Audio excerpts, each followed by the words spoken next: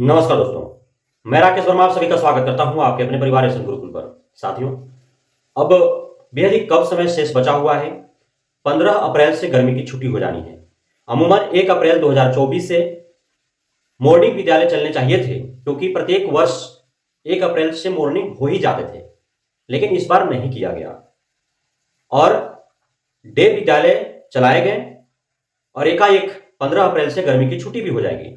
लेकिन इस बार की गर्मी की छुट्टी जो है वो अद्वितीय है, अद्भुत है, अविस्मरणीय है। शायद इस प्रकार की गर्मी छुट्टी यदि एससीएस के पाठक चले गए शिक्षा विभाग से, दूसरा कोई एससीएस आए तो नेक्स्ट ईयर से आपको देखने को नहीं मिलेगा। यदि साहब रहे तो फिर 2025 में भी ऐसे ही झेलना पड़ेगा।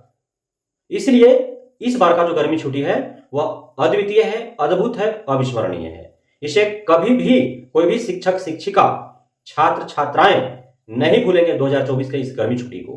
आखिर क्या है इस वर्ष की इस गर्मी छुट्टी में, आइए हम जानते हैं और बताते हैं। साथियों, इस बार 2024-25 के लिए जो समय सारणी तय किया गया है, जो रूटीन तैयार किए गए हैं विद्यालय को चलाने हेतु, वह भी पिछले वर्षों की भांति अलग है। चाहे वो डे क्लासेज आयोजित की जा रही हो, चाहे वो मॉर्निंग आयोजित किए जाएंगे, क्योंकि गर्मी छुट्टी 15 मई को समाप्त हो जाएगा। उसके बाद विद्यालय खोले जाएंगे और गर्मी अत्यधिक एससीएस के पाठक को लगा तो वे मॉर्निंग करेंगे, अन्यथा डे ही विद्यालय चलाए जाएंगे। अब ये जो गर्मी का जो ताप है, ये जो गर्म हवा है, एससीएस के पाठक के एसी युक्त जो उनकी गाड़ी है, एसी युक्त जो उनका कार्यालय है, उस तक पहुंचना चाहिए। यदि इस वर्ष के गर्मी का ताप और गर्म हवाएं का लहर यदि उनके एसी गाड़ी और एसी कार्यालय तक नहीं पहुंच पाया तो फिर जब गर्मी छुट्टी के बाद जब विद्यालय खोले जाएंगे तो डे विद्यालय ही चलेंगे 9 से 5, और यदि उनको एहसास हुआ गर्मी तो फिर मॉर्निंग विद्यालय चलेंगे। अब गर्मी की छुट्टी जो है, इस गर्मी का छुट्टी में सभी छात्र छात्राओं के लिए भी नहीं है और शिक्षक शिक्षिकाओं के लिए तो बिल्कुल भी नहीं है। जो तेज तरार छात्र छात्राएं हैं उन्हें ही गर्मी छुट्टी दी जा रही है। जो कमजोर छात्र छात्राएं हैं उन्हें प्रत्येक दिन 2 घंटा पढ़ना है विद्यालय में जाकर के, और 2 घंटा की क्लास आयोजित करने हेतु शिक्षक शिक्षिकाओं को पूरे 1 महीने की गर्मी छुट्टी में विद्यालय आना और जाना है। वे अब अपने परिवार के साथ, अपने जो भी जहां से हैं, अपने घर नहीं जा सकते हैं।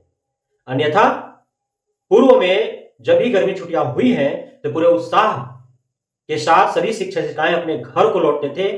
1 माह वे अपने घर में काटते थे अपने परिवारों के साथ ही गर्मी छुट्टी में लगन होते थे तो अपने हित रिश्तेदारों, दोस्त यारों के शादी विवाह में भी सम्मिलित होते थे। जो छोटे बच्चे छात्र छात्राएं वे कहीं बुआ के घर, मौसी के घर, मामा घर भी उन्हें घूमने का अवसर प्राप्त हो जाता था।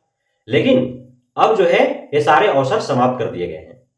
तो इसमें जो एसएसके के पाठक के द्वारा जो समय सारणी तय की गई, गर्मी छुट्टी के दरमियान 8 से 10 क्लास आयोजित होंगे, मिशन दक्ष और विशेष कक्षा आयोजित की जाएगी।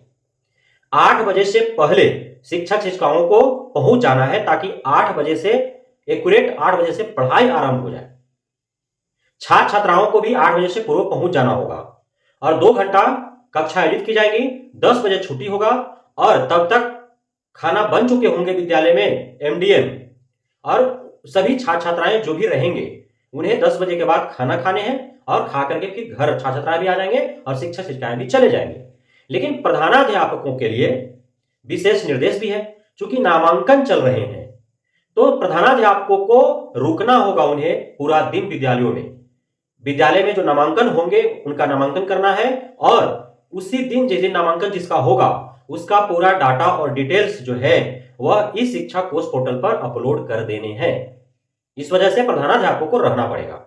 साथ ही जो भी विद्यालय में भौतिक सुविधाएं उपलब्ध कराई जा रही हैं, जो मरम्मती का कार्य चल रहा है, अन्य जो भी निर्माण कार्य चल रहे हैं, वे सभी निरंतर चलते रहेंगे। इस वजह से ही प्रधानाध्यापकों की विशेष जिम्मेदारी है कि वे अपने देख रेख में अपने विद्यालय के विकास का कार्य जो है वो कराते रहें। अतः जो प्रधानाध्यापक होंगे उन्हें पूरा दिन विद्यालय में ही गुजारना पड़ेगा। शिक्षक शिक्षिकाएं 10 बजे के बाद सभी बच्चों को खाना खिला करके और वे चले जाएंगे। तो यह जो है गर्मी छुट्टी के दरमियान शिक्षक शिक्षिकाओं और छात्र छात्राओं के लिए विशेष रूटीन है। निरीक्षणकर्ता जो हैं उन्हें भी गर्मी छुट्टी में विशेष निर्देश दिया गया है। घूम घूम करके और वे जायजा लेंगे, अवलोकन करेंगे और पूरे 1 महीना के अंदर सभी जितने भी लगभग 70-72 हजार जो प्रारंभिक विद्यालय हैं, प्रारंभिक में प्राथमिक और मध्य दोनों आ जाते हैं, उसके बाद जो भी 20-25 हजार मध्य और माध्यमिक हैं, सभी विद्यालयों का विशेष निगरानी करना है, निरीक्षण करना है गर्मी छुट्टी के दरमियान निरीक्षणकर्ताओं को, और सभी डाटा डिटेल्स फोटो के साथ भेजने हैं। कुछ भी कमियां खामियां पाई जाती हैं तुरंत कार्रवाई होंगे। अब चूंकि 70-72 प्रारंभिक विद्यालय हैं, 20-25 हजार जो है माध्यमिक और उच्च माध्यमिक है, 92 हजार के आसपास कुल लगभग विद्यालय हो जाते हैं। अब निरीक्षणकर्ताओं की संख्या सीमित है, चूंकि प्रत्येक जिला में डीओ है, डीपीओ है, डीपीएम है। प्रखंड स्तर पर आ जाइए तो यहाँ पे बीओ है और प्रत्येक ब्लॉक में 2-2 बीआरपी हैं, तो कुल मिलाकर के 6 संख्या हुआ। बहुत ऐसे जिला है जहां पे डीओ और डीपीओ एक ही व्यक्ति हैं, तो 5-6 होंगे। अब एक जिला में सैकड़ों विद्यालय हैं, एक जिला में सैकड़ों विद्यालय हैं। अब उन्हें 1 महीना के अंदर जांच कर लेने हैं, और जो डीओ डीपीओ बीओ हैं उनके पास तो सरकारी गाड़ी है, 4 व्हीलर है, वो 4 व्हीलर से इस लहर और धूप में घूमेंगे, गांव-गांव विद्यालयों में जाकर के जायजा लेंगे। लेकिन जो डीपीएम बीपीएम बीआरपी है उनके पास कोई सुविधा नहीं, वो अपने निजी सुविधा से वो जाएंगे। हो सकता है किसी के पास बाइक होगा, किसी के पास नहीं होगा, या कोई जो बीआरपी है, जो कि रिटायर्ड टीचर को रखा गया बीआरपी के तौर पर, तो हो सकता है उन्हें बाइक चलाना भी ना आता हो। तो अब किस प्रकार से वे सुदूर ग्रामीण इलाकों में जाकर के विद्यालयों का जायजा लेंगे, जांच करेंगे, वह तो वही जानेंगे। तो इस प्रकार से जांच होंगे। अब आते हैं रूटीन पर। तो रूटीन जो बनाया गया है, जो यदि गर्मी छुट्टी होगा तो 6:30 बजे से 1 बजे तक लगभग विद्यालय चलेंगे। ऐसे सामान्यतः जो 9 से 5 विद्यालय चलाए जाने हैं, इसमें 9 से 10 1 घंटा के अंदर जो है वो प्रार्थना, साफ सफाई, योगा, ये सब कर लेने हैं, और 10 बजे से 4 बजे तक जो है वो विद्यालय जो है मुख्य विषय जो पढ़ाई होंगे रूटीन के हिसाब से वो होंगे। 45-45 मिनट का सारी कक्षाओं का आयोजन की जाएगी, और बीच में जो है 45 मिनट का गैप रहेगा भोजन करने के लिए। उसके बाद 4 बजे के बाद जो है 5 बजे तक फिर मिशन दक्ष या विशेष कक्षा आयोजित करके कमजोर बच्चों को विशेष शिक्षा प्रदान करना है। लेकिन जो मॉर्निंग विद्यालय यदि होते हैं गर्मी छुट्टी के बाद, तो 6:30 बजे एक्यूरेट सभी छात्र छात्राओं, शिक्षक शिक्षिकाओं को विद्यालय पहुंच जाना होगा, और विद्यालय 6:30 से चलेंगे, 12:30-1 बजे तक विद्यालय चलाए जाएंगे। अर्थात विद्यालय चाहे डे हो या मॉर्निंग, लगभग समय सभी को उतना ही देना है। सिर्फ टाइम का जो है वो अंतर पड़ रहा है, डे में 9 से 5 और मॉर्निंग में 6:30 से 12:30 या 1 बजे तक। मॉर्निंग में और डे में जो समय का अंतर है वो काफी कम है। मॉर्निंग में 45-45 मिनट का जो है जो डे में चलने वाला था, वह मॉर्निंग के समय 35-35 मिनट का सारे पीरियड्स हो जाएंगे। सभी कक्षाएं आयोजित की जाएंगी, सारे पीरियड्स होंगे, जो डे में होंगे वो मॉर्निंग में भी होंगे, सिर्फ समय कम कर दिया जाएगा। 45 मिनट के जगह पर 35 मिनट कर दिए जाएंगे। लंच भी 35 मिनट का होगा, और 6:30 से 7:10 अर्थात 40 मिनट में 40 मिनट के अंदर जो भी साफ सफाई, योगा और जो भी उसमें प्रार्थना वगैरह करना है वो सारे उसी दरमियान कर लेने हैं। 7:10 से क्लास आरंभ होंगे, 35 मिनट का होगा, और 12:30 बजे जाकर के 1 बजे खत्म हो जाएंगे। बीच में 35 मिनट का गैप होगा, जिस समय भोजन कराए जाएंगे बच्चों को, और इस प्रकार से चलेंगे। तो मॉर्निंग रखने से भी कोई विशेष फायदा नहीं नजर आ रहा है, इसलिए कि बिल्कुल ही एकदम दोपहर रहेगा, जिस समय उसी समय विद्यालय छुट्टी होंगे। इसमें सबसे बड़ी समस्या जो है वो जो 8th क्लास पास करके जो 9th में एडमिशन ले रहे हैं उनके साथ हो रहा है, इसलिए कि अब एससीएसटी के पाठक का आदेश है कि प्रत्येक पंचायत में हाई स्कूल और इंटर विद्यालय है, तो जो 8वीं क्लास पास करेंगे वो अपने ही पंचायत के माध्यमिक या उच्च माध्यमिक विद्यालय में एडमिशन लेंगे। अब ऐसे में हो क्या रहा है कि एक पंचायत का एरिया काफी लंबा है, चौड़ा है। अब उसमें यदि दूसरे कोने पर हाई स्कूल्स यदि हैं, तो इस छोर वाला, अंतिम छोर वाला दूसरे छोर पर जाकर के पढ़ेगा, जबकि जो पंचायत का बॉर्डर है जहां पे वो रह रहा है, वहां से कुछ ही दूरी पर दूसरे पंचायत में हाई स्कूल है, इंटर विद्यालय है। उसके महज घर से 1 आध किलोमीटर के अंतराल पर दूसरा पंचायत पड़ता है, वहां पे है, वहां वो नहीं जा सकता है। जबकि उसी के पंचायत में 5 किलोमीटर 6 किलोमीटर जो दूर है उसके घर से, वहां उसको एडमिशन लेना होगा। अब इस लहलहाती दोपहरिया में 12:30 बजे 1 बजे छुट्टी जब होगा तो कैसे आएंगे? साथ ही अब पंचायत भर में जो सड़कें हैं वहां पे गाड़ियां रेगुलर तो चल नहीं रहा है, दोपहर में पूरा सुनसान होता है, सन्नाटा होता है। अब जो बच्चियां हैं, जो छात्राएं हैं, उनको काफी मुश्किलातों का सामना करना पड़ेगा।